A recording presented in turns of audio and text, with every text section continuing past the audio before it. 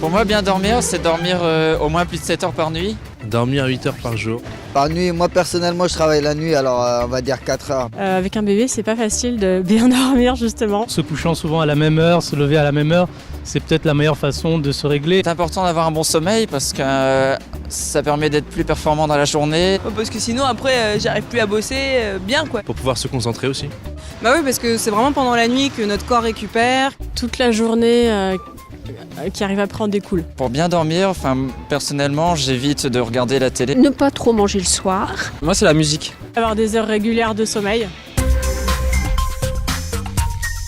Dormons-nous bien? Dans son premier baromètre qui mesure l'état de forme des Français, AXA Prévention a essayé d'en savoir plus sur nos habitudes en matière de sommeil. Céline Soubrane, secrétaire générale d'AXA Prévention, revient pour nous sur les principaux enseignements de cette étude.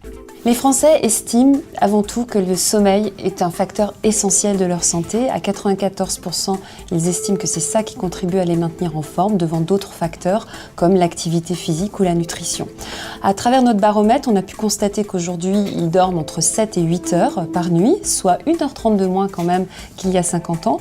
Et donc ça s'explique par différents facteurs, notamment les temps de transport, les temps de travail qui ont évolué, et aussi le fait que le soir, on est capté par de plus en plus de divertissement numérique, la télé, le web, qui fait qu'on recule notre heure d'endormissement. On mesure à travers notre baromètre que les Français ont vraiment conscience que le sommeil est un facteur clé pour leur santé, mais ils sont quand même malheureusement à 37% déclarés avoir une mauvaise qualité de sommeil, d'où l'importance de la prévention. Bien dormir, c'est bon pour la santé. Mais quelles sont les règles essentielles à bien respecter pour avoir un sommeil de bébé? Et pour que vos insomnies ne soient bientôt plus qu'un mauvais rêve? Pour le savoir, nous sommes allés demander conseil au docteur François Duforest, médecin du sommeil à l'Hôtel Dieu à Paris. Bien dormir, ça veut dire être bien vigilant. Il faut commencer par à quoi ça sert de dormir. Ça veut dire aussi dormir une quantité suffisante. Toutes les études montrent qu'entre 6 et 8 heures par 24 heures, c'est une quantité suffisante. Et surtout une qualité suffisante.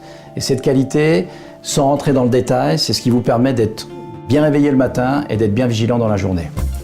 Les conséquences d'un mauvais sommeil sont déjà à court terme.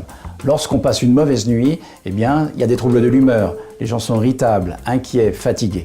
Mais on sait également qu'il y a des conséquences à long terme.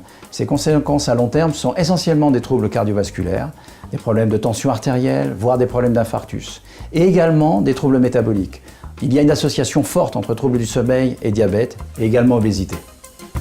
Alors les règles essentielles pour bien dormir, avoir une literie de bonne qualité et récente, avoir une chambre également qui s'isole du bruit, avoir une chambre qui ne soit pas trop chaude et une température de 18-19 degrés est idéale pour la qualité du sommeil.